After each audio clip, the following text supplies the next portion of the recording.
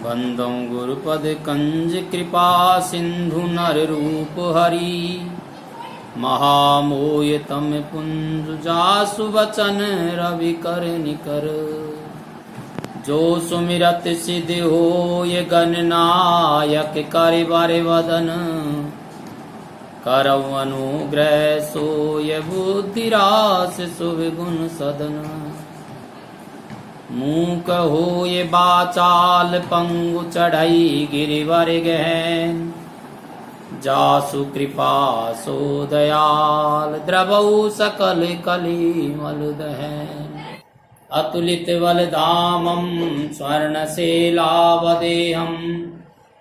धनुजवन कृशानं ज्ञानिनामाग्रगण्यं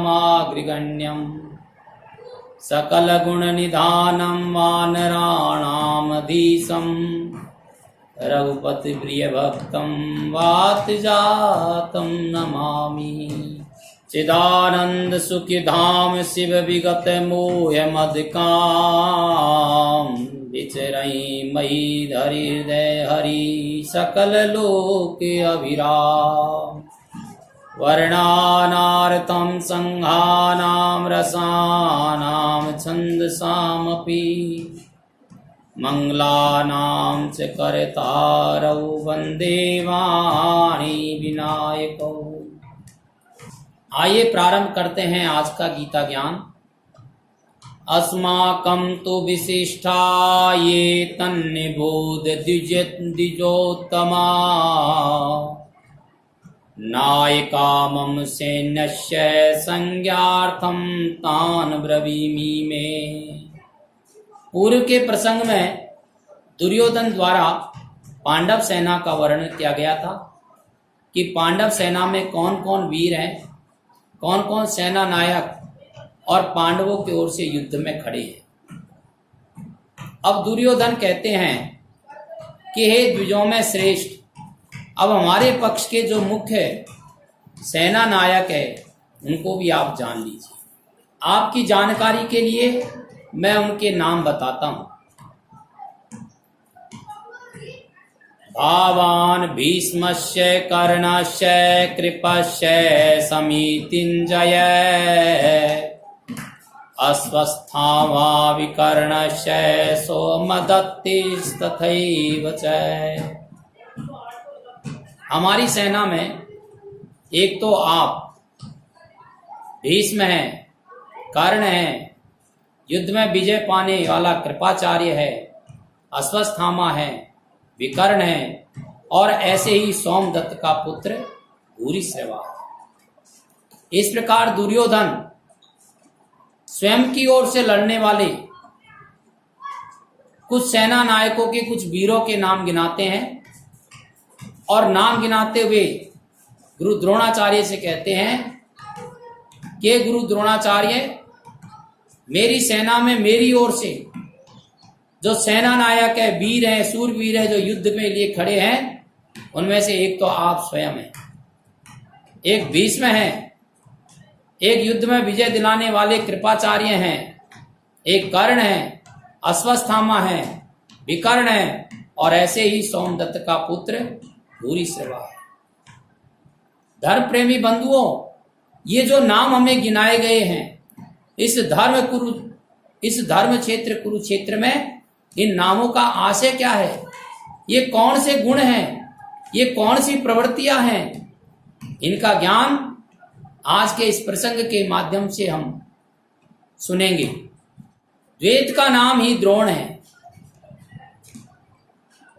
ब्रह्म का नाम भीष्म है। ब्रह्म इन विकारों का उद्गम है, अंत तक जीवित रहता है, इसीलिए पितामह है। समूची सेना मर गई, यह जीवित है। सरसैया पर अचेत था, फिर भी जीवित था। यह है ब्रह्म रूपी भीष्म। ब्रह्म अंत तक रहता है। इसी प्रकार विजातीय कर्म रूपी कर्ण है और संग्राम में विजय दिलाने वाला ही कृपाचार्य है। साधनावस्था में साधक द्वारा कृपा का आचरण ही कृपाचार्य है।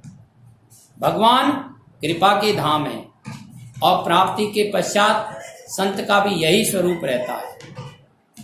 किंतु साधना काल में जब तक हम अलग है, परमात्मा अलग है, विजातीय प्रवृत्तियां जीवित हैं, मोहमयी घिराव है, ऐसी परिस्थिति में साधक यदि कृपा का आचरण करता है तो वह नष्ट हो जाता है।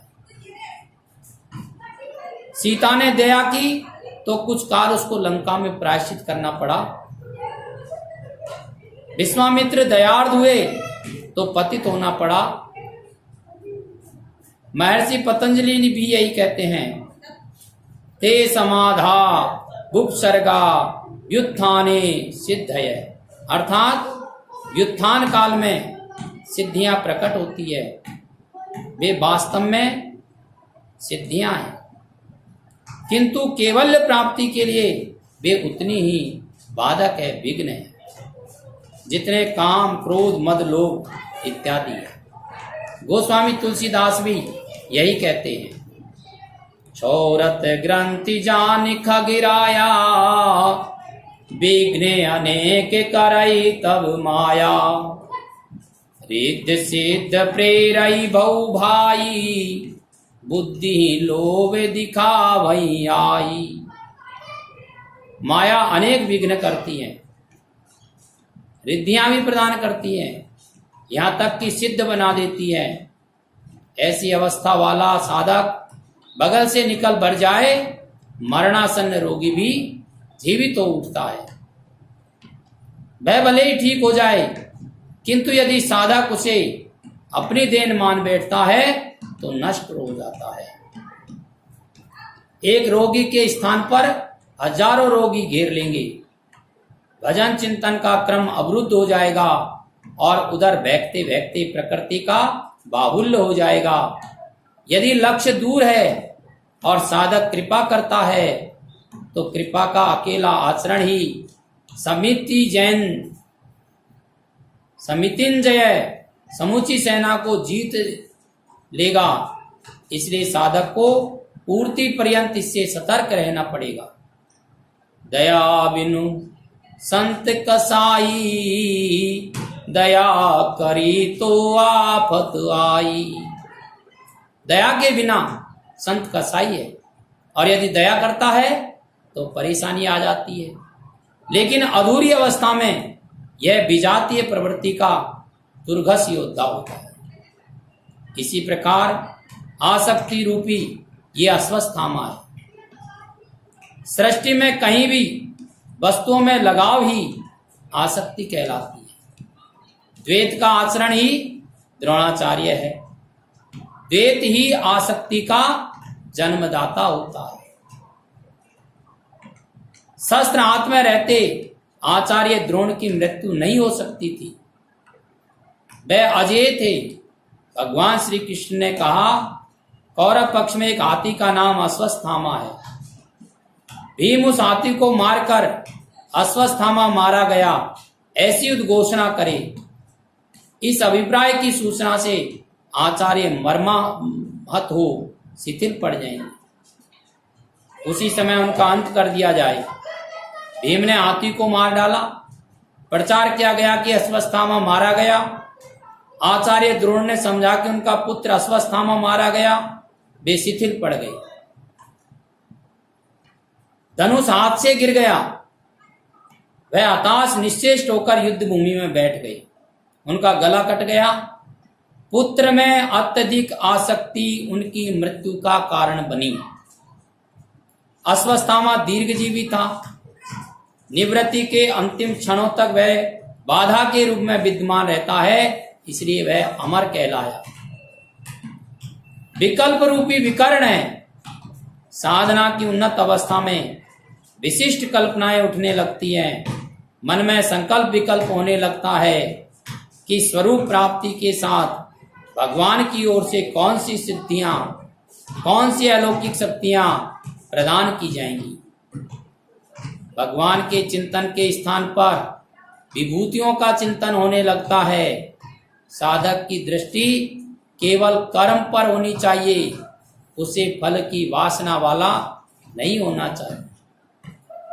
किंतु जब वह रिद्धियों सिद्धियों का चिंतन करने लगता है, यह विकल्प ही विकर्ण है, विकल्प को ही विकर्ण कहा है, इसको ही कर्ण कहा है। ये कल्पनाएं विशिष्ट है, किंतु साधना में ये भयंकर बाधक। धर्म प्रेमियों, अब हमको ये जानना है कि भूरी श्रवा कौन है। ब्रह्ममयी श्वास ही भूरी श्रवा है।